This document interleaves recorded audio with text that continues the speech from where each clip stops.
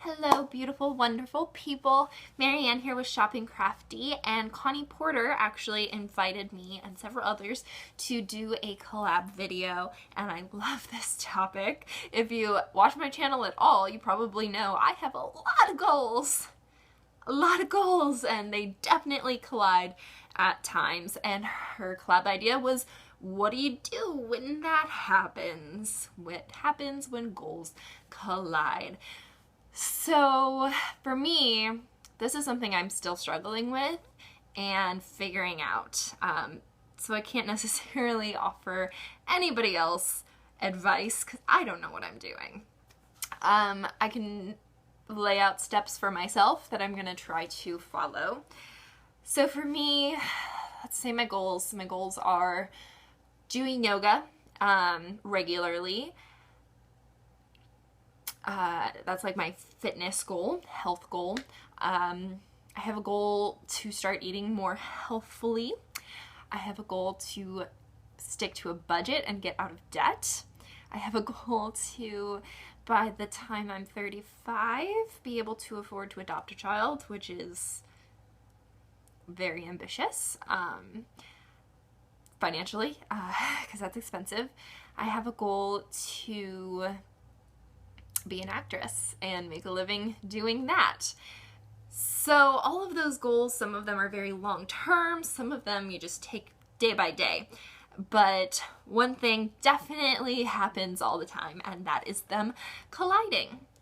So first and foremost is my financial goals. I wish I could say my acting goals, but judging by how I prioritize, that's not true at this point. My goals are more financial at this point, but ultimately my financial goals are for my acting goals.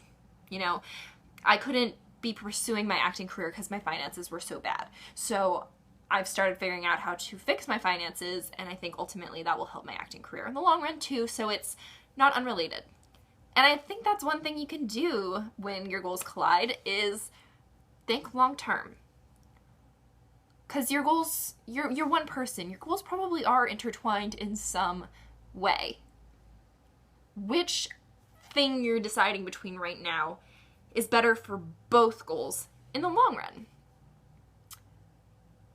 So working extra shifts instead of going to an unpaid, really terrible sounding audition might be a better choice sometimes. Which I feel gross saying that because as an actor you're trained like go to every audition, accept roles, like do stuff for free, and I would love to, but I have a lot of goals, and it's really about thinking long-term, big picture every single time you come up with an issue.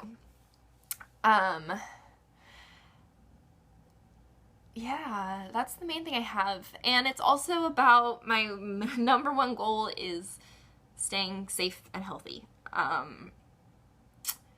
So recently, as you guys know, I am in the middle of moving, and I have put yoga on the back burner.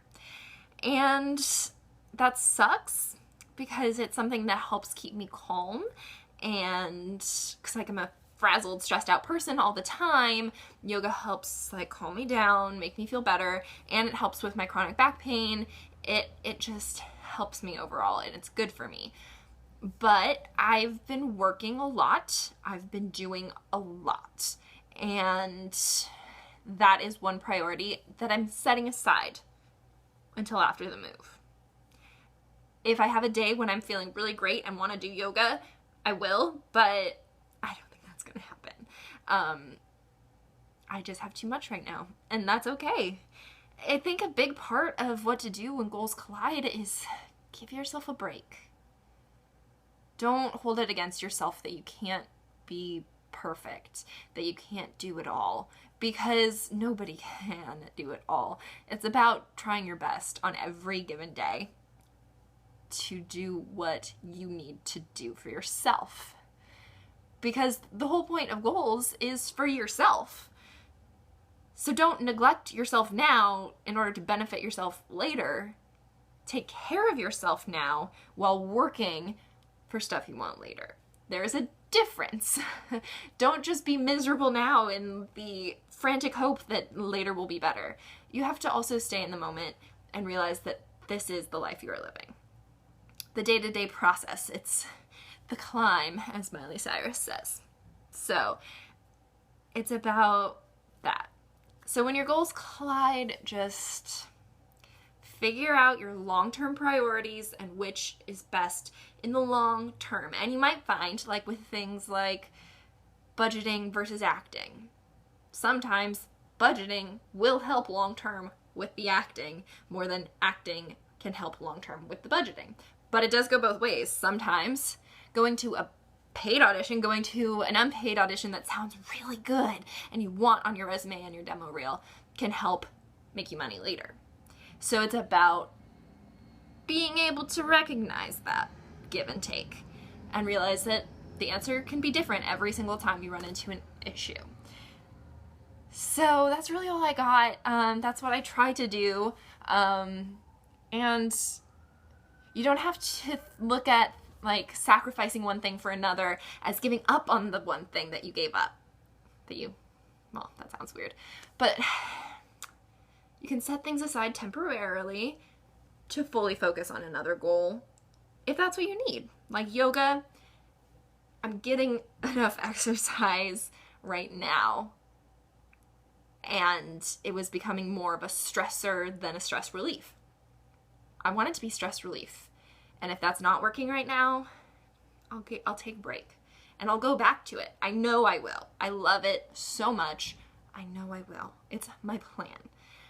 I'm not going to hold it against myself. I'm not going to consider it a failure. I'm not going to think about, oh, you're going to lose out on some of the flexibility you've gained or the strength. Like, this is what I need right now. Like, you have to be stern with yourself. Do what you need right now. And if you need to stop doing yoga for 2 weeks, that's really all it is 2 weeks. Do that. Just do it. Don't judge yourself for it. Just do it. Okay. I am so excited to see everybody else's videos because I bet they will have better advice than me. But that is my 2 cents. That was my 2 cents. I was miming it. But I'm not really going to give you 2 cents because I'm on a budget and I didn't budget for that.